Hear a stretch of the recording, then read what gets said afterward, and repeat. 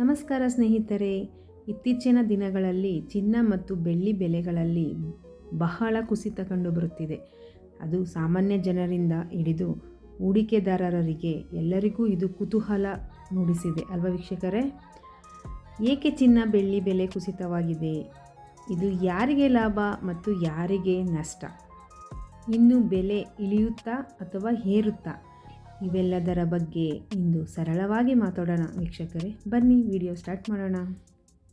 ನಿಮ್ಮ ಚಿನ್ನದ ಬೆಲೆ ಏಕೆ ಇಳಿದಿದೆ ಅನ್ನೋದು ನಿಮಗೆ ಗೊತ್ತಾ? ಇದರ ಹಿಂದೆ ಅಮೆರಿಕ ದೊಡ್ಡ ಕಾರಣ ಇದೆಯಾ? ಏನು ಕಾರಣ ಎಂಬುದನ್ನು ವಿಡಿಯೋದಲ್ಲಿ ನೋಡೋಣ. ಕೊನೆ ತನಕ ವಿಡಿಯೋವನ್ನು ಸ್ಕಿಪ್ ಮಾಡದೆ ನೋಡಿ ವೀಕ್ಷಕರೇ. ಮೊದಲು ಚಿನ್ನದ ಬಗ್ಗೆ ನೋಡೋಣ ವೀಕ್ಷಕರೇ. ಚಿನ್ನವನ್ನು ನಾವು ಸದಾ ಸುರಕ್ಷಿತ ಹೂಡಿಕೆ ಎಂದು ನೋಡುತ್ತೇವೆ. ಯುದ್ಧ, ಆರ್ಥಿಕ ಸಮಸ್ಯೆ, ದುಬ್ಬರ ಹೆಚ್ಚಾದಾಗ ಚಿನ್ನದ ಬೆಲೆ ಏರುತ್ತದೆ. ಆದರೆ ಇತ್ತೀಚೆಗೆ ಜಾಗತಿಕ ಮಟ್ಟದಲ್ಲಿ ಕೆಲವು ಬದಲಾವಣೆಗಳಾಗಿವೆ. ಮೊದಲ ಕಾರಣ ಅಮೆರಿಕನ್ ಡಾಲರ್ ಬಲವಾಗಿರುವುದು. ಡಾಲರ್ ಮೌಲ್ಯ ಏರಿದಾಗ ಚಿನ್ನದ ಬೆಲೆ ಸಾಮಾನ್ಯವಾಗಿ ಇಳಿಯುತ್ತದೆ. ಏಕೆಂದರೆ ಚಿನ್ನದ ವ್ಯಾಪಾರ ಡಾಲರ್ನಲ್ಲಿ ನಡೆಯುತ್ತದೆ. ಡಾಲರ್ ಬಲವಾದಾಗ ಚಿನ್ನ ದುಬಾರಿಯಾಗುತ್ತದೆ, ಬೇಡಿಕೆ ಕಡಿಮೆ ಆಗುತ್ತದೆ. ಅನೇಕ ದೇಶಗಳ ಕೇಂದ್ರ ಬ್ಯಾಂಕುಗಳು ಬಡ್ಡಿ ದರವನ್ನು ಹೆಚ್ಚು ಇಟ್ಟಿವೆ. ಬ್ಯಾಂಕ್ನಲ್ಲಿ ಹಣ ಇಟ್ಟರೆ ಉತ್ತಮ ಬಡ್ಡಿ ಸಿಗುತ್ತಿದ್ದರೆ ಜನ ಚಿನ್ನ ಖರೀದಿಸುವುದನ್ನು ತಾತ್ಕಾಲಿಕವಾಗಿ ನಿಲ್ಲಿಸುತ್ತಾರೆ. ಇದರಿಂದ ಚಿನ್ನದ ಬೇಡಿಕೆ ಕಡಿಮೆಯಾಗಿ ಬೆಲೆ ಇಳಿಯುತ್ತದೆ.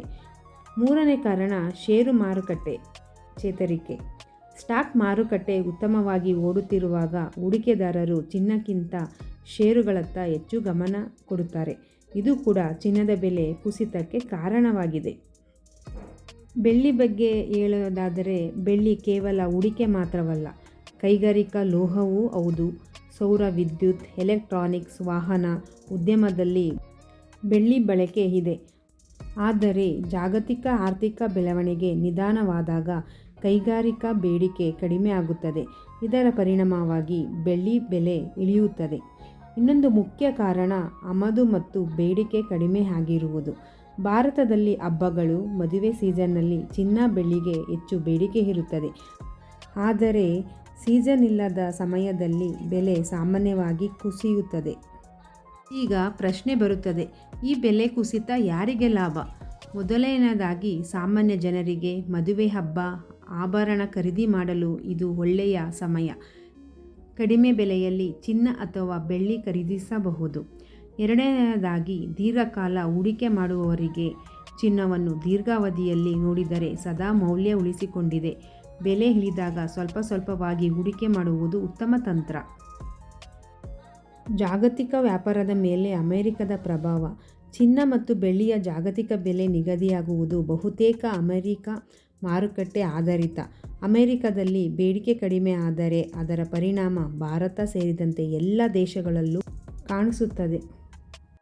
ಒಟ್ಟಿನಲ್ಲಿ ಹೇಳುವುದಾದರೆ ಅಮೆರಿಕದ ಡಾಲರ್ ಬಲ, ಬಡ್ಡಿ ದರ ಹೆಚ್ಚಳ, ಷೇರು ಮಾರುಕಟ್ಟೆ ಏರಿಕೆ ಮತ್ತು ಆರ್ಥಿಕ ಸ್ಥಿರತೆ ಈ ನಾಲ್ಕು ಸೇರಿ ಚಿನ್ನ ಮತ್ತು ಬೆಳ್ಳಿ ಬೆಲೆ ಕುಸಿತಕ್ಕೆ ಪ್ರಮುಖ ಕಾರಣವಾಗಿದೆ. ಇನ್ನೊಂದು ಮುಖ್ಯ ವಿಷಯ ಏನೆಂದರೆ, ಇನ್ನು ಬೆಲೆ ಇಳಿಯುತ್ತಾ ಅಥವಾ ಏರಿಕೆಯಾಗುತ್ತಾ? ತಕ್ಷಣದ ಅವಧಿಯಲ್ಲಿ ಚಿನ್ನ ಬೆಳ್ಳಿ ಬೆಲೆ ಸ್ವಲ್ಪ ಏರುಪೇರು ಆಗಬಹುದು. ರಾಜಕೀಯ ಬೆಳವಣಿಗೆ, ಯುದ್ಧ ಪರಿಸ್ಥಿತಿ, ದುಬ್ಬರ, ಡಾಲರ್ ಮೌಲ್ಯ ಇವೆಲ್ಲದರ ಮೇಲೆ ಬೆಲೆ ಅವಲಂಬಿತವಾಗಿರುತ್ತದೆ. ಆದರೆ ದೀರ್ಘಕಾಲದ ದೃಷ್ಟಿಯಲ್ಲಿ ಚಿನ್ನ ತನ್ನ ಮೌಲ್ಯವನ್ನು ಕಳೆದುಕೊಂಡ ಉದಾಹರಣೆಯೇ ಇಲ್ಲ. ಅದಕ್ಕಾಗಿಯೇ ಚಿನ್ನವನ್ನು ಸುರಕ್ಷಿತ ಹೂಡಿಕೆ ಎಂದು ಕರೆಯುತ್ತಾರೆ. ಇದರ ಬಗ್ಗೆ ಯಾವುದಾದರೂ ಸಲಹೆ ಕೊಡಬೇಕಾದರೆ, ಒಂದೇ ಬಾರಿ ದೊಡ್ಡ ಮೊತ್ತ ಹೂಡಿಕೆ ಮಾಡೋದಕ್ಕಿಂತ ಬೆಲೆ ಇಳಿದಾಗ ಸ್ವಲ್ಪ ಸ್ವಲ್ಪವಾಗಿ ಖರೀದಿ ಮಾಡಿ.